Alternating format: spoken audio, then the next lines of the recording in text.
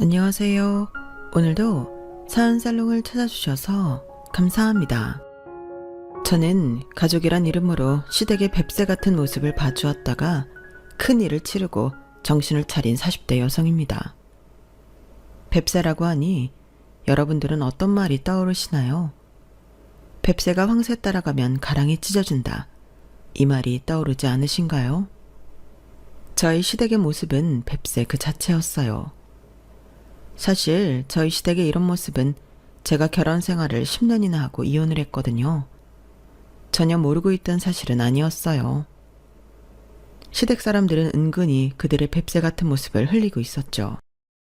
지금 생각해보면 더 일찍 정신을 차려 큰일을 막을 수 있었는데 제가 현명하지 못했던 것 같아요.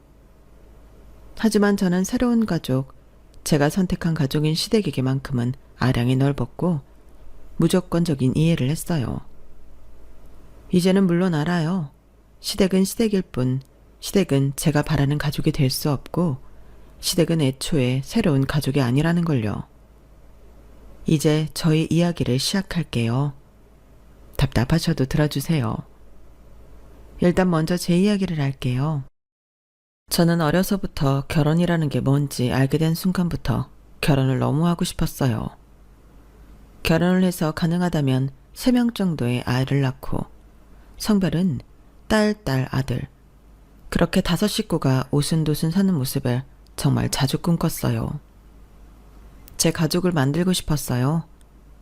오로지 제가 선택한 사람과 제 힘으로 낳은 아이들. 그 미래가 정말 행복할 것 같다는 생각을 했어요. 그러니 제 꿈은 늘 결혼이었죠. 그럴 때도 있었어요. 초등학생 때 나의 꿈에 대해 글짓기를 하기도 하고 그림을 그리기도 하잖아요. 그때 제가 한 글짓기나 그림을 보면 온통 가족 이야기예요. 그리고 희망하는 직업란엔 늘 엄마나 부인이라고 썼죠. 물론 중학생, 고등학생이 되어서 직업에 대한 개념이 생기면서 다른 직업을 쓰긴 했어요. 하지만 언제나 늘 좋은 엄마와 부인이 되고 싶다는 생각을 했죠. 그게 제 최종적인 목표였어요. 그래서 친구들에게도 그렇게 말할 때가 많았어요.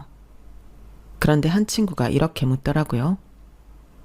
좋은 엄마, 좋은 아내. 그런 건 너무 고리타분하지 않아? 요새 그런 꿈을 가진 여자가 어딨어?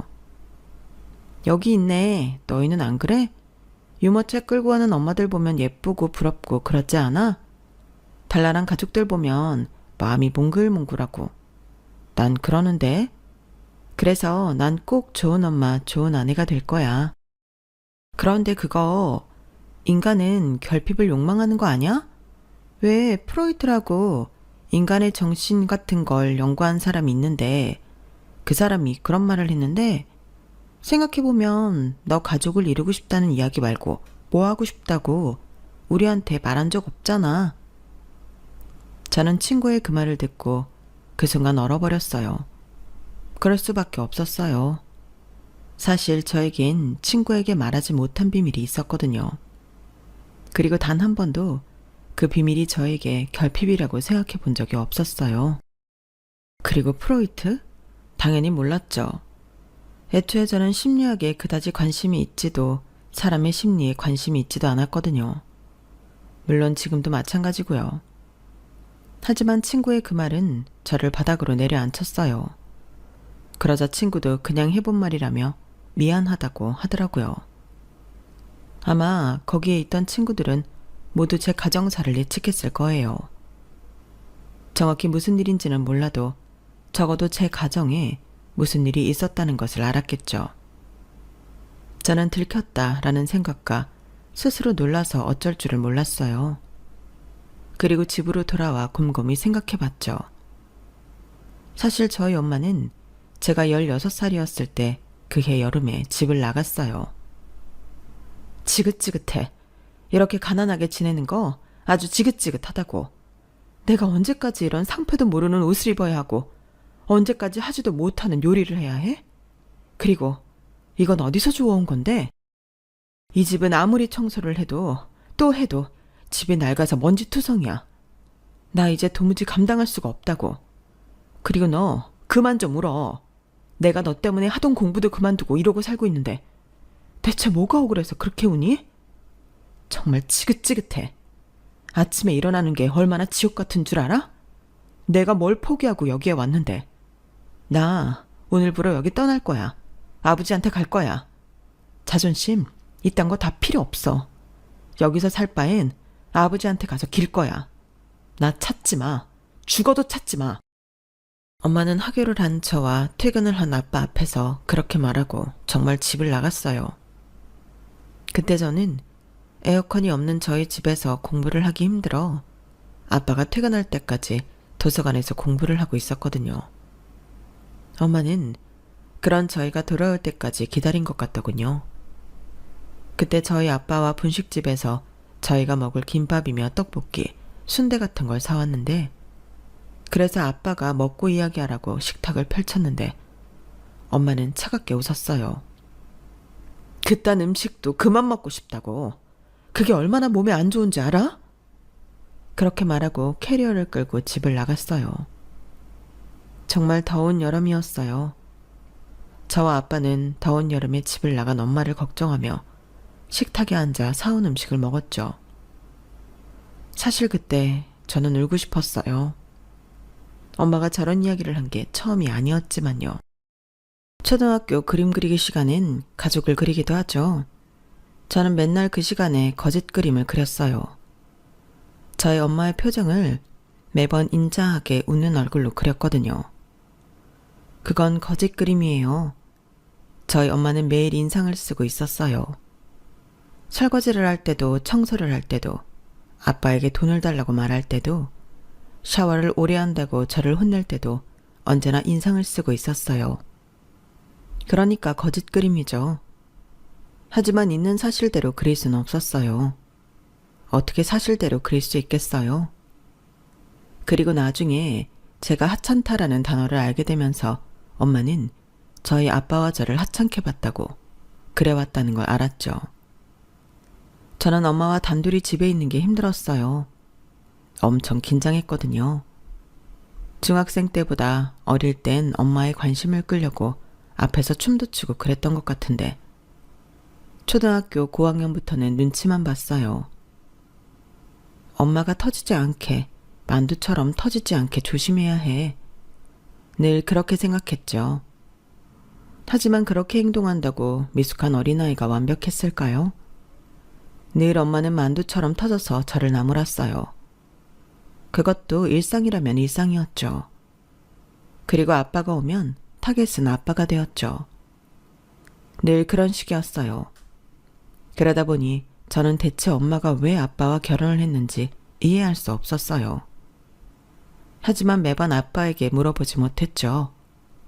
어마어마한 사실을 들을 것만 같았거든요. 이를테면 저를 가져서 어쩔 수 없이 사랑하지 않는 두 사람이 결혼을 했다는 흔한 이야기요. 그 이야기를 들을까봐 겁이 났어요. 그렇게 묻지 못한 상태로 엄마가 집을 나갔죠. 엄마가 집을 나간 건 그때가 처음이었어요. 엄마는 아무리 저희 부녀를 하찮게 봐도 집을 나가진 않았어요. 자주 외출도 하지 않았어요. 늘 집에만 있었죠. 때로는 친구가 없나 싶기도 했어요. 하교하는 길에 보면 아줌마들이 모여서 차를 마시고 그러잖아요. 저희 엄마는 그런 게 없었죠. 생각해보면 엄마가 웃는 얼굴을, 편안한 얼굴을 본 적이 없는 것 같아요. 늘 인상을 쓰고 늘 윽박지르고 그랬죠. 그래서 엄마가 집을 나간 그날 저는 아빠에게 물었어요. 아빠, 엄마랑 왜 결혼했어? 엄마는 아빠를 사랑해? 그럼 당연하지. 당연히 사랑하지. 지금은 아빠가 너무 못해줘서 못나서 그러는 거야. 너희 엄마가 얼마나 착한데 그걸 네가 쏙 빼닮았고 다 아빠가 잘못해서 그러는 거야. 너는 아무 잘못 없고 그러니까 이거 빨리 먹어. 사랑하는데 어떻게 한 번을 안 웃어? 아빠 보고 웃는 거 나 한 번도 본 적 없는데 아빠는 엄마 웃는 걸 본 적이 있단 말이야? 당연히 있지. 얼마나 잘 웃었는데. 말도 안 돼. 엄마가 요새 너무 힘들어서 그래. 엄마 여기에 가족도 없고 친구도 없잖아. 혼자 얼마나 외롭겠어? 너도 친구들이랑 놀고 공부하느라 바쁘고 아빠도 바쁘고. 그러니까 셈이 난 거야. 너희 엄마도 옛날엔 친구 많았어. 공부도 잘하고 예쁘잖아. 그리고 엄마는 지금 아빠 도와준다고 예전에 하던 공부도 다 그만두고 아빠한테 온 거야. 그리고 예쁜 너를 낳고 네가 다 크고 공부를 하니까 아무래도 다시 공부가 하고 싶나 봐. 아빠가 더 노력해야지. 엄마가 하고 싶은 대로 다 하게 해줘야지. 그럼 나 때문에 결혼한 건 아니네? 그건 무슨 소리야? 뭐 혼전 임신? 아니야. 네 엄마랑 그렇게 결혼하지 않았어. 얘가 별 생각을 다 하네. 얼른 먹기나 해. 엄마는 곧 돌아올 거야. 하지만 저도 아빠도 그때 떡볶이를 먹으면서 국물까지 다 먹으면서 생각했죠. 엄마는 돌아오지 않을 거라고요. 영영 가버렸다고요. 자기가 살던 세상으로요. 그 세상이 어떤 세상인지 저는 알지 못했지만요.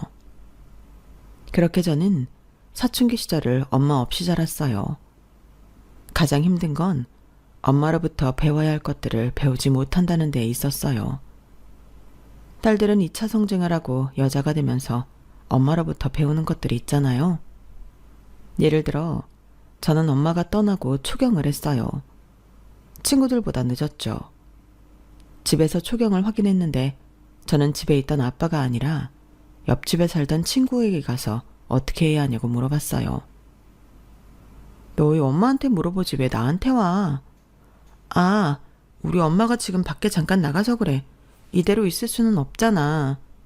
그리고 나도 엄마 돌아오면 엄마한테 물어볼 거거든? 이것 좀 알려줬다고 유세야. 그러면서 알려주고 생리대도 챙겨준 친구에게 괜히 짜증을 냈죠. 지금 생각하면 그 친구한테 미안해요. 그리고 엄마는 제가 고등학생이 되어서도 대학생이 되어서도 직장인이 되어서도 집으로 돌아오지 않았어요. 매번 입학식과 졸업식 때마다 엄마가 오는 건 기대도 안 했지만 휴대폰을 확인하며 문자라도 오길 기다렸는데 그것조차 없었죠. 저는 엄마의 생일, 어버이날에 엄마의 번호로 꼭 문자를 남겼거든요. 매년 그랬어요. 그러다 대학교를 입학하고 그러지 않았죠. 미웠어요. 집으로 돌아오지도 않고 딸의 문자에 간단한 답장도 없는 엄마가 미웠죠. 그러니 친구의 말은 맞았어요. 욕망은 결핍으로부터 온다는 위대한 사람의 말도 맞고요. 정말 그렇게 생각하니 친구들과 있을 때, 가족들과 있을 때 저는 무언가 크게 원하지 않더라고요. 그저 혼자 있기 싫었어요. 그러니 가족을 만들고 싶다는 마음은 혼자가 되기 싫다는 마음으로부터 비롯된 거였죠. 하지만 그런 마음으로부터 비롯되었다고 해서 가족을 만들고 싶다는 제 마음이 나쁘다고 생각하지 않았어요. 조금 주눅이 들긴 했지만 성인이 되고 나서도 결혼을 하기 위해 제 가족을 만들기 위해 노력했죠. 그러다 보니 결혼의 발돋움인 연애나 소개팅이 그리 가볍게 다가오지 않더라고요. 상대가 결혼을 하고 싶어하는 저를 부담스러워하기도 했고요. 그래서 제가 연애를 몇 번 안 했어요. 그러다 제가 대학을 졸업하고 건축회사의 인사팀에 입사를 해요. 그때 신입사원 연수로 남편을 만났어요. 남편은 건축팀인데 저희 회사가 신입사원 연수를 총 4주 했어요. 그중 2주는 회사 전체 신입사원들이 모여 연수를 해서 그때 처음 만나게 되었어요. 알고 보니 같은 대학 선배더라고요. 낯선 회사에서 같은 대학이라는 것만으로도 크게 위안이 되었어요. 그래서 친해지게 되었는데 연수가 끝나고는 연인이 되었죠. 회사에서 1년 반 동안 비밀 연애를 했어요. 같은 대학 동문이라는 방패가 있어서 그런지 알면서도 모른 척 해주신 건지 연애 사실을 들키지 않았어요. 일에 지장이 가지도 않았고 이후에 결혼 준비하면서 한 분 한 분 말씀을 드렸죠. 이후에 청첩장을 받아도 놀라지 않게요. 그런데 저희 예상과 다르게 다들 크게 놀라지 않았어요. 전혀 몰랐다는 사람도 있었지만 그렇구나 하는 반응이 대부분이었죠. 뭐 그렇죠. 사내 연애는 복사기도 안다는 말이 괜히 있는 게 아니잖아요. 그렇게 저는 그토록 원하던 결혼을 하게 되었어요. 그런데 제가 이 남자와 결혼을 하게 된 이유가 궁금하지 않으신가요? 남편은 정말 검소해요. 카푸어라고 하죠. 차는 무지하게 비싼 걸 타면서 실상은 배골 꼬다니는 사람들을 말하잖아요. 그리고 욜러요. 인생은 오직 한 번뿐이라는 말의 약자가 한때 유행했잖아요. 남편은 그 두 단어를 극혐하는 사람이에요. 인생은 건축적으로 살아야 한다고 건축쟁이답게 그런 말을 자주 했어요. 건축이라는 말을 참 좋아했어요. 그만큼 남편은 절약하고 성실하게 하나씩 쌓아 올리는 걸 좋아했어요. 그래서 주식이나 도박에는 눈길도 주지 않았고요. 복권도 사지 않더라고요. 사람이 한 방울 노리면 썩는 법이야. 그런 말을 하더라고요. 그래서 이 사람과는 결혼을 해도 되겠다 싶었어요. 그리고 제가 남편과 함께 재미로 타로를 봤거든요. 참 좋은 운명이네요. 여자분은 거목이지만 물이 없고 남자분은 가시나무인데 물이 많아요. 물을 주고받으면서 서로 상생하기 좋은 운명이에요. 그리고 여자분 1년 뒤에 결혼할 거라고 하네요. 축하드립니다. 그 이야기가 제게는 농담 같지 않았어요. 제가 좀 융통성이 없거든요. 거목이라는 말이 딱 맞게 말이에요. 반면에 남편은 가시나무의 가지처럼 많은 선택지를 만들어 놓고 우선순위도 정해놓은 사람이라 제게 도움을 준 적이 한두 번이 아니에요. 그리고 남편이 될 사람에게 저의 가정사를 말하지 않을 수 없어 털어놓았는데요. 저는 이야기를 하면서 도중에 그만둘까, 농담이라고 할까 이런 생각이 수없이 들었어요. 하지만 남편은 표정 하나 바뀌지 않았어요. 저를 쳐다보지 않고 계속 이야기를 들었죠. 그리고 제가 이야기를 다 끝내자 제 눈을 똑바로 보더라고요. 그래? 그래서 네가 성숙하구나. 다른 또래에 비해서. 다 먹었어? 그럼 일어나자. 커피 마시러 갈래? 저는 좀 충격적이었어요. 대체로 이런 말을 들으면 저를 동정하지 않나요? 그런데 남편의 얼굴과 말엔 동정은 전혀 없었어요. 하지만 오히려 그런 점이 저에게 크게 와닿았어요. 이상하게 감동했다고 할까요? 제가 불행이라고 여긴 일들을 일상처럼 대해줬으니까요.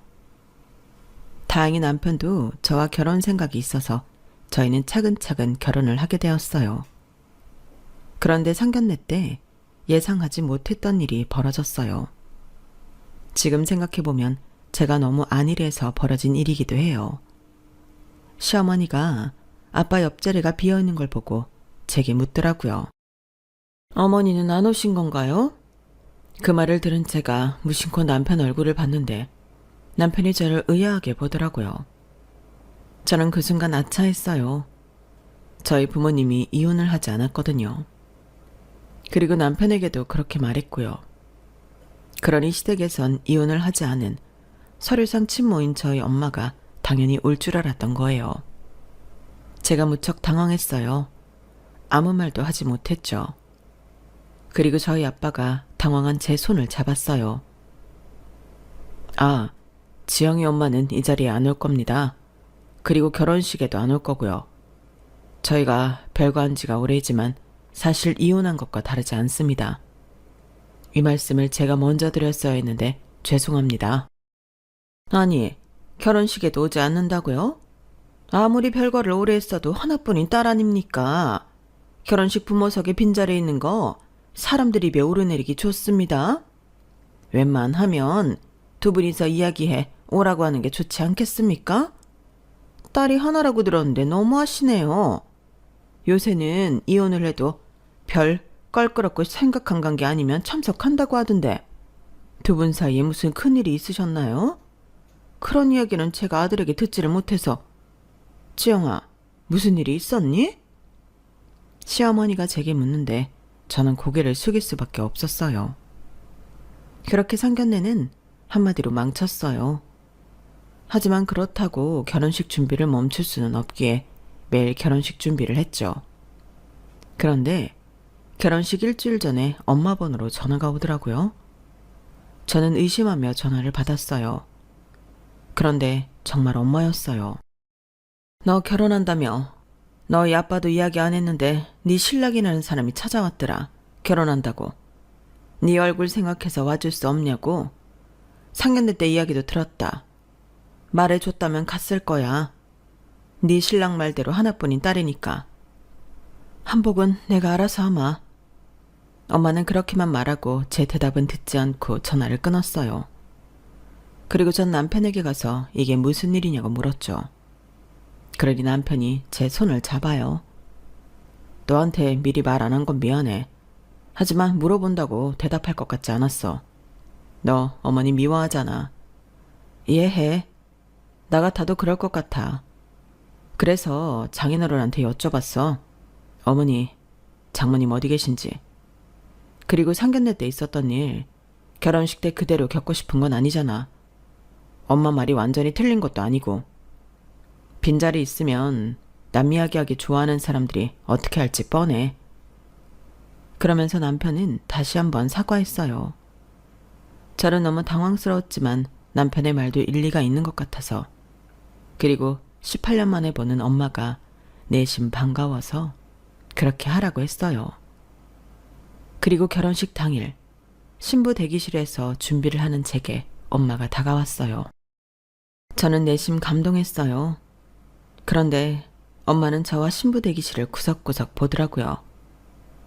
참, 하나뿐인 딸 결혼이라고 오라더니 고작 이런 데서 하니? 나는 또 5성급 호텔에서 하는 줄 알았다. 지금 애들 시험 기간이라 얼마나 바쁜데 바쁜 사람 오라고 해놓고 기름값도 안 나오겠다. 그리고 그 드레스 너한테 안 어울려. 네 남편이 그 드레스가 이쁘다 하든? 참, 이렇게 미적 감각이 없어서야. 결혼식은 얼마나 하니? 엄마 바쁘다. 그리고 아빠가 엄마를 찾으러 왔어요. 애한테 별 이상한 소리 하지 말고 밖으로 나와. 사위한테 인사는 했어? 사돈어른한테는. 무슨 사위, 무슨 사돈어른? 그쪽에서 먼저 인사해야 하는 거 아니야? 시집이잖아, 시집. 근데 왜 내가 해야 해? 남편이 예상한 제가 꿈꾸던 감동적인 재회는 없었어요. 저는 속상해서 눈물이 날 것 같았죠. 화장이 번질까 눈물을 참느라 얼마나 고생했다고요. 그리고 엄마 때문에 기분도 망쳐서 결혼식 또한 감동적으로 느껴지지 않았어요. 그저 이 드레스가 너무 불편했죠. 그리고 결혼식이 끝나고 축의금 봉투를 확인하는데 설마 엄마가 축의금을 가져가려고 온 건가 싶었어요. 그런데 엄마 이름으로 온 축의금은 한 봉투도 없더라고요. 그건 그것대로 서운했죠. 그래도 딸 결혼식인데 아무한테도 안 알렸구나 싶었어요. 그리고 남편이 봉투를 정리했어요. 장인어른 이름으로 온 건 장인어른 드려. 그리고 우리 엄마 아빠한테 온 건 내가 드릴게. 그리고 당신한테 온 건 당신이 갖고 나한테 온 건 내가 갖고. 그래도 돼? 안 될 게 뭐가 있어. 우리 결혼식 비용도 다 냈고 나머지도 뭐 쪼달리지 않잖아. 이러는 게 마음이 편해. 하긴 남편의 말도 맞았어요. 신혼여행 비용도 다 냈고 전세 대출도 저희 월급에 부담스러운 정도도 아니고 가구할부도 마찬가지였고요. 그래서 그러라고 하고 아빠에게 봉투를 주니까 아빠가 저보고 비상금으로 쓰라고 하더라고요. 그래서 그 돈을 다시 남편에게 줬어요. 아빠가 우리 쓰라네? 시부모님은 가져가셨어? 아, 여행 가신다네?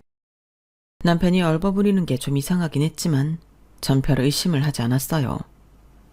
저는 그저 남편과 함께 가정을 이루고 시댁이랑 새로운 가족이 생긴 게 좋았거든요.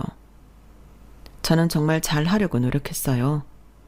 시댁에 자주 찾아가 이런저런 이야기도 하고 저희 시부모님이 올해 주유소를 했거든요.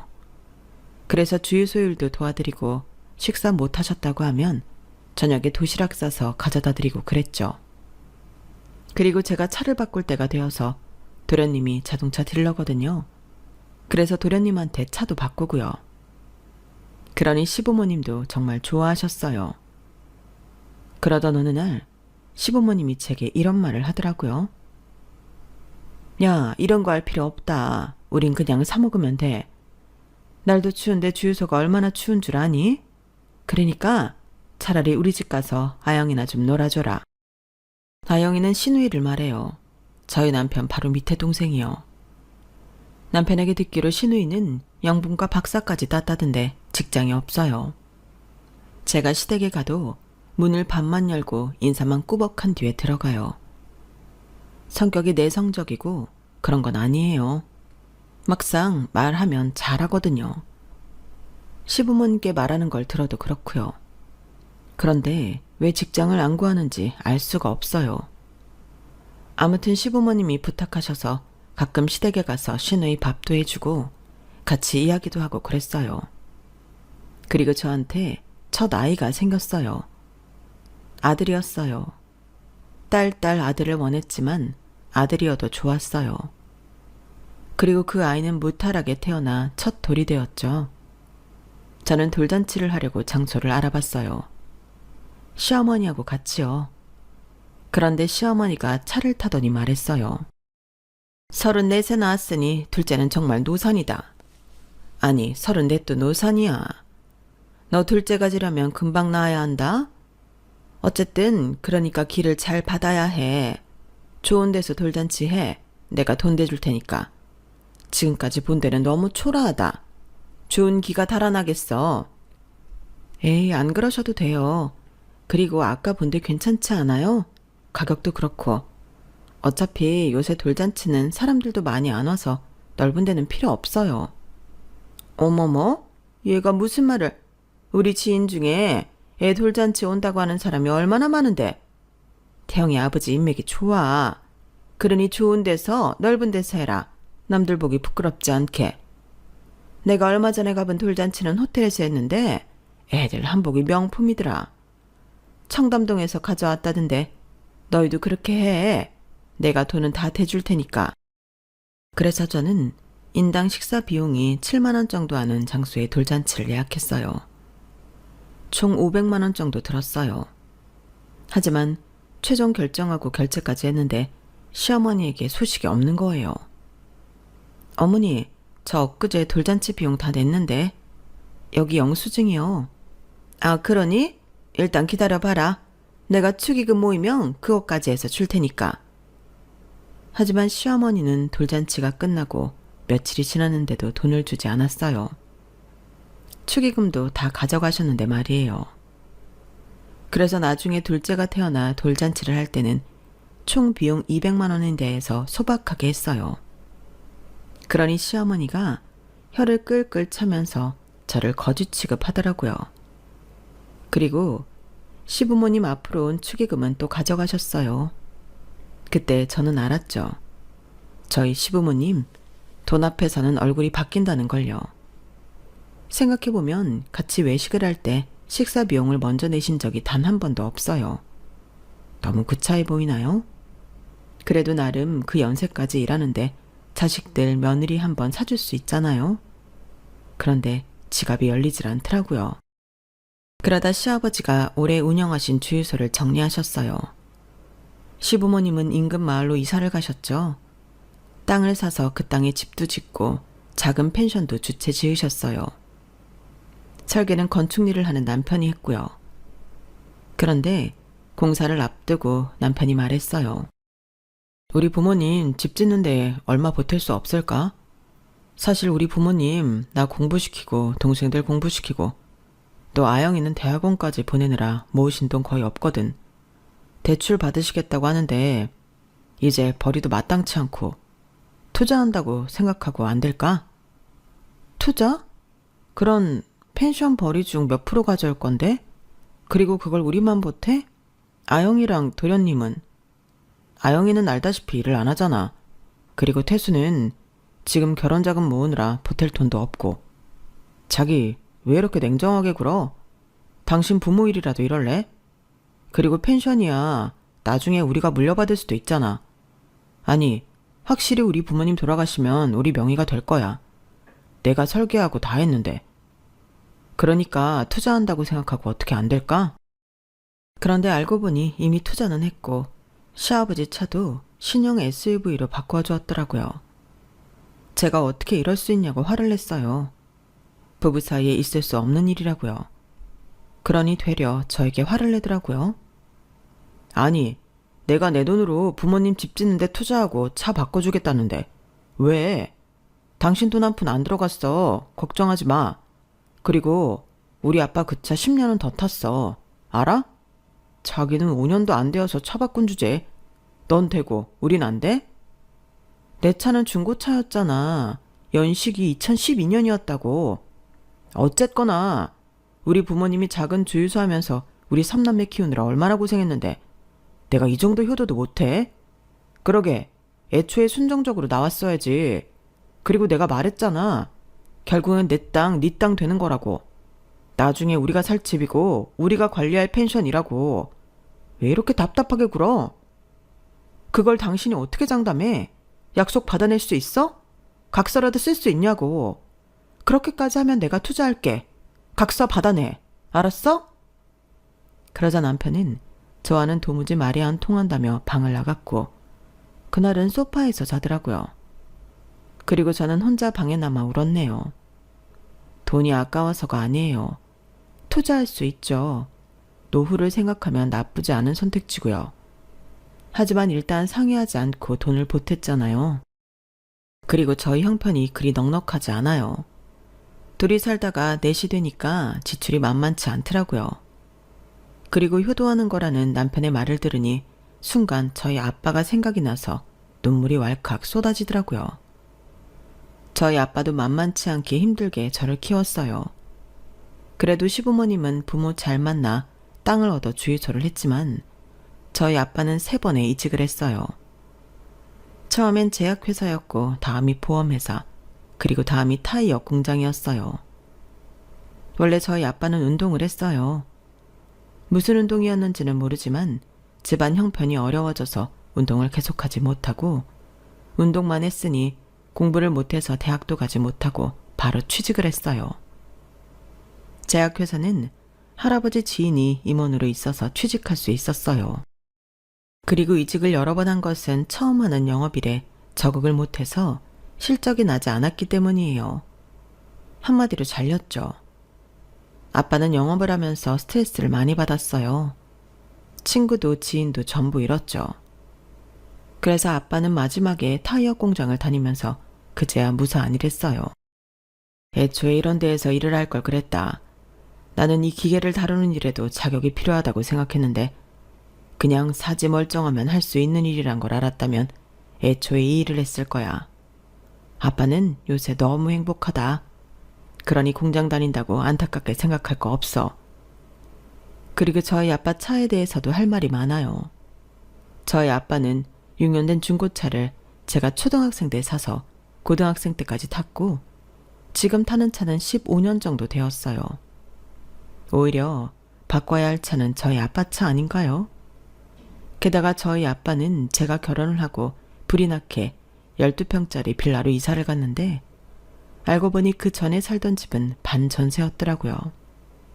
그리고 와이프 없이 사는 남편은 왜 이렇게 비굴해 보이는지 아빠가 제 출가 이후 살도 많이 빠져서 더 그래 보이더라고요. 그리고 제가 미련하게 느껴졌어요. 그래서 아빠에게 차를 선물했어요.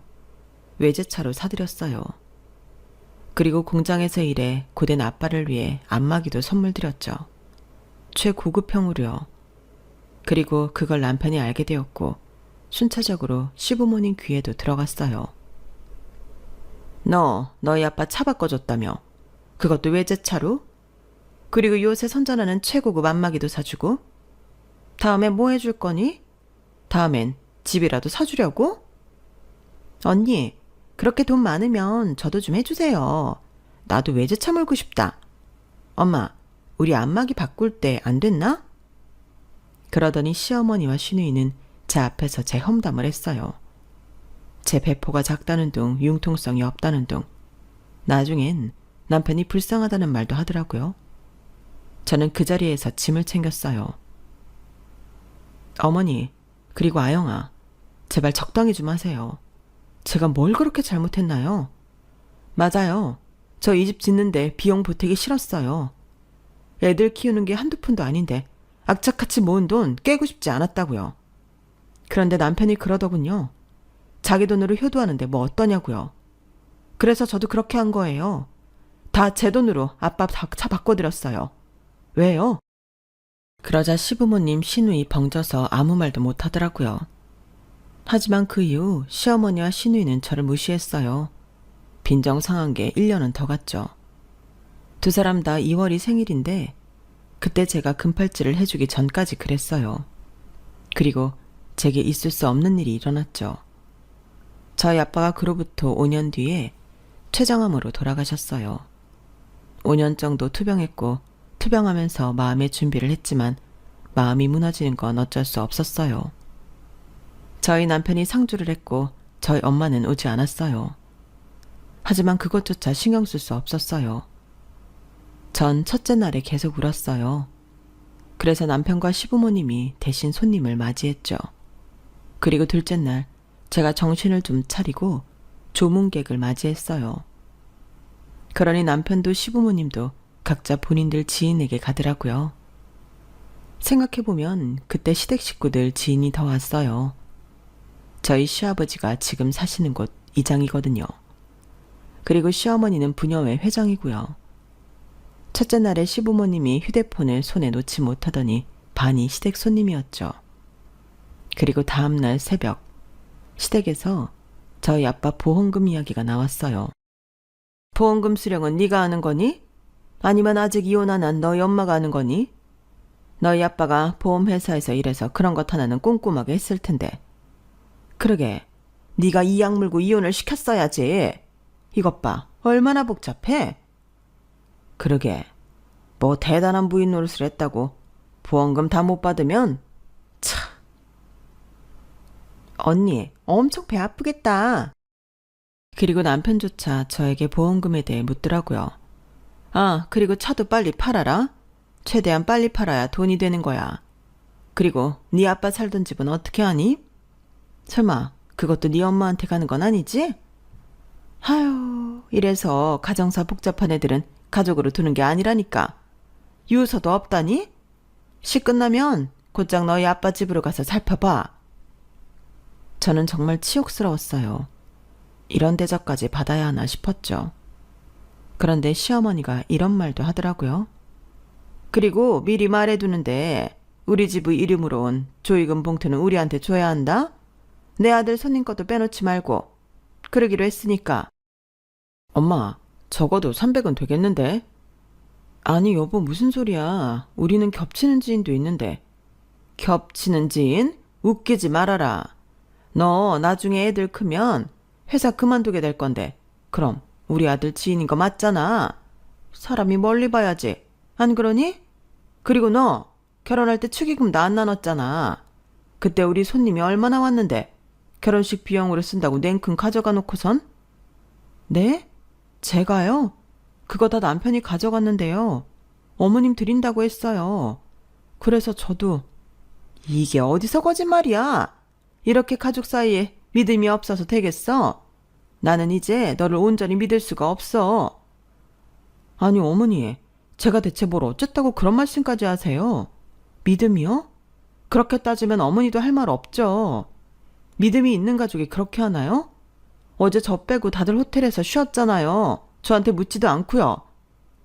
그건 한 사람이라도 남아 있어야 하니까 그렇지. 이건 너희 아빠 장례식이잖아. 그럼 우리 중 한 사람이 남으리? 아니 아무리 그렇다고 해도 그건 아니죠. 그리고 아빠 돌아가신 와중에 보험금이요? 유산이요? 그게 가족으로서 할 말이에요? 저는요. 그때 누군가가 장례식장 안으로 들어왔어요. 바로 엄마였어요. 엄마가 검은 옷을 입고 신발을 아직 벗지 않은 채로 저희를 보고 있었죠. 이게 무슨 일인가요? 저희 엄마가 물었어요. 그러니 시어머니가 팔짱을 끼고 웃었어요. 제3자는 빠지시죠? 그런데 저희 엄마 전혀 주눅들지 않고 신발을 벗었어요. 신발장에 가지런히 신발을 두고 아빠의 영정사진 앞에서 절을 하고 조의금을 함에 넣었어요. 그리고 저희에게 왔어요. 제 3자라는 말에 할 말이 없지만 그래도 아직 이혼은 안 했으니까요. 무슨 일 있나요? 멀리서부터 큰 소리가 들리던데요. 그리고 늦은 건 죄송합니다. 제가 소식을 못 들어서. 소식 듣고 정리할 걸 정리하니 이 시간이네요. 엄마는 그런 말을 하며 시댁 식구들 앞에서 고개 숙여 사과했어요. 저에게 너무 낯선 모습이었어요. 그리고 제가 조용히 할 말이 있어서 왔는데 그냥 이 자리에서 말할게요. 오늘 너희 아빠 집에서 유언장 확인했다. 보험금을 너와 나 7대3으로 나누어 상속한다는 이야기랑 집도 차도 나에게 주겠다는 이야기가 적혀 있더구나. 그런데 나는 필요 없어. 나한텐 집도 있고 차도 있고 돈도 있으니 말이야. 그리고 나는 받을 자격이 없어. 네 아빠를 혼자 남겨두고 갔으니까. 그래서 나는 이 모든 걸 너한테 주려 한다. 변호사를 통해 서류를 보내마. 너는 거기에 사인만 하면 돼. 저는 엄마의 말에 무척 놀랐어요. 시댁 식구들도 놀란 건 마찬가지였죠. 그리고 엄마는 제게 제안 아닌 제안을 했어요. 그리고 너는 회사 그만두고 할아버지 회사로 가거라. 할아버지가 큰 도자기 회사를 운영하고 있다는 걸 내가 말했었나? 하지 않았더라도 가거라. 딱 보니 시댁에서 존중받는 것 같지 않으니 나도 마음 편히 네 자리를 만들어 놓을게. 아주 큰 회사다. 오빠 애들한테는 뜻이 없어서 후계자가 필요해. 지금부터 일을 배우면 나중에 물려받을 수 있을 거다. 다음 주부터 출근해라. 제가 벙져서 아무 말도 못하니 시어머니가 저에게 눈치를 줬어요. 아우, 사돈어른 당연히 그래야죠. 얘 후계자라잖니. 어서 하겠다고 해. 그럼 우리는 떼돈을 버는 거야. 그리고 그 말을 들은 엄마가 피식 웃었어요. 죄송하지만 그 댁으로 들어가는 돈은 한 푼도 없을 겁니다. 사실 밖에서 무슨 이야기 하는지 다 들었어요. 제 앞에서 순순히 사과하면 이렇게까지 할 생각은 없었는데 제 딸 이제부터 제가 데리고 살겠습니다. 이혼시키겠다는 소리입니다. 하나뿐인 제 딸 이런 대접 받고 사는 거 원하지 않습니다. 물론 제가 키운 건 아니고 제 남편이 다 키웠지만요. 하늘에서 보고 있을 제 남편도 이런 생활 원하지 않을 겁니다. 그러니 이제껏 챙겨주어 고맙다는 말은 하지 않을게요. 그럴 자격 없으니까. 댁도 저도. 그렇게 말하며 엄마는 시댁 식구들을 장례식에서 내쫓았어요. 너는 어쩜 남자 보는 눈이 없니? 날 안 닮았나? 그게 무슨 소리예요? 갑자기 와서 그런 말이 하고 싶어요? 그리고 아까 그건 대체 무슨 말이에요? 말 그대로야. 이해했으면서 뭘 묻니? 하여튼 넌 네 아빠를 닮아서 확실한 걸 좋아하지. 그러면서 엄마는 옛날 이야기를 해줬어요. 아빠의 말대로 엄마는 아빠를 엄청나게 사랑했다는 이야기요. 서로 부지런히 사랑했어요. 하지만 그건 저를 갖고 제가 태어나 목을 가누기 전까지의 일이었어요. 시간이 지나면서 엄마는 깨달았어요. 부잣집 딸인 엄마가 가난한 아빠를 감당하기엔 속이 좁다는 걸요. 엄마는 좁은 집, 중고로 산 물건, 저렴한 것들 이런 게 마음 편히 받아들여지지 않았어요. 그래서 매일 짜증을 낸 거였어요. 그러니까 그를 사랑하지만 그의 주변을 사랑할 수 없는 자신의 좁은 마음에서 비롯된 짜증과 노여움이었죠. 그러다 참다 못해 집을 나간 거예요. 그리고 엄마는 그 점을 저에게 사과했어요. 택시에 올라 후회했지만 돌아갈 자신이 없었어요. 그렇게 엄마는 예전의 생활로 돌아갔죠. 학교로 가 박사학위를 따고 도예과 교수가 되었어요. 그러면서 아빠와는 가끔 연락을 했어요. 미안하다는 말을 가장 많이 했죠. 제가 눈에 밟힌다는 이야기도 했고요. 네 결혼식에서 그런 말을 한 것도 진심이었지만 또 어떻게 보면 진심이 아니었어. 내 하나뿐인 딸이 초호화 결혼식을 했으면 좋겠다는 마음과 차라리 혼자 살아서 내 고통을 겪지 않았으면 하는 마음이 섞였었거든. 그래도 그런 말을 한 건 미안하다. 상처가 되었다면. 그리고 장례식에 늦은 것도 미안해. 네 할아버지 아직도 정정하거든. 그래서 아직도 네 아빠를 미워해. 못 가게 하더라고. 결국엔 나왔지만. 아무튼 미안하다. 그리고 엄마는 변호사를 선임해 줄 수 있으니 소송하고 싶으면 하라고 했어요. 그런 말을 하고 저와 밤새 이야기를 했어요. 그런 뒤에 장례버스에 올라 아빠를 화장하고 추모공원에 모셨죠. 그때까지 시댁 식구들은 보이지 않았는데요. 저희 집에 있더라고요. 모두 제 발목을 잡고 그리고 고개를 조아리고 사과를 해요. 미안하다. 우리가 너무 잘못했다. 앞으로는 그런 말 안 하마. 조의금 모두 네가 가져가라. 그거에도 성에 안 찬다면 내가 뭐든지 하마. 우리가 뭐든지 할게. 제발 이혼만은 말아다오. 저는 기가 막히더라고요. 이렇게 태세 전환을 하는 시댁 식구들이 웃기고요. 참 웃기네요. 그놈의 돈이 뭐라고. 저 엄마 말대로 할 거예요. 이혼할 거고 할아버지 회사도 들어갈 거고요. 조익은 보니까 딱 300만 원 정도 되던데 그 돈 받고 합의 이혼하죠. 어차피 소송에도 불리한 거 아시잖아요. 유산 상속받은 건 재산 분할이 들어가지도 않고 제가 알아보니 기여도라는 게 있더라고요. 그리고 저희 집이며 차며 적금이며 다 남편 명의인 건 아세요? 거기서 제 기여도를 따지면 제가 오히려 이득일 텐데요. 설마 남편 기여도가 아드님 기여도가 높다고 생각하는 건 아니죠? 맨날 시댁에 가서 청소하고 일 도와주고 제가 그랬는데 당신은 우리 아빠 집 자주 가지도 않았잖아. 그 명의 네가 다 가져가. 대신 친권이랑 양육권은 내 거야. 알겠어? 거기에 대해선 입도 뻥긋하지 마. 이제 다들 가주실래요? 이왕이면 너도 좀 가고. 엄마랑 서류 정리되면 집어넣어서 나갈 테니까 그때까지만 시댁에 있어. 빨리들 나가요. 진짜 꼴도 보기 싫어서. 제 말이 무서웠는지 정말 남편과는 합의 이혼을 했어요. 친권도 양육권도 제가 모조리 가져왔고요. 그때 저는 제 시댁 식구들이 덩치만 크고 심장은 콩알만한 사람이라는 걸 알았죠. 저 같았으면 안 되더라도 소송해봤을 텐데 이런 식구들에게 뭘 그렇게 쫄았는지 저도 제가 한심하더라고요. 그리고 저는 난생 처음 보는 할아버지 회사로 들어가 일을 배우고 있어요. 도자기를 전문적으로 배우는 일은 처음이지만 그래도 예쁘고 재밌더라고요. 그리고 넓게 봐서 제가 잘 읽으면 제 아들들도 일자리가 보장된 거잖아요. 요즘 같은 시기에 얼마나 다행이에요. 저는 제 아들들만 보고 열심히 할 생각입니다. 그리고 아마 남편은 재혼도 못할 거예요. 제가 회사에 모조리 다 이야기하고 퇴사했거든요. 누가 이런 시댁에 시집 오고 싶겠어요? 그리고 시부모님이 사는 마을에 부녀회를 통해 소문을 냈어요. 부녀회에서 저희 아빠 장례식에 온 분들이 불만이 많더라고요.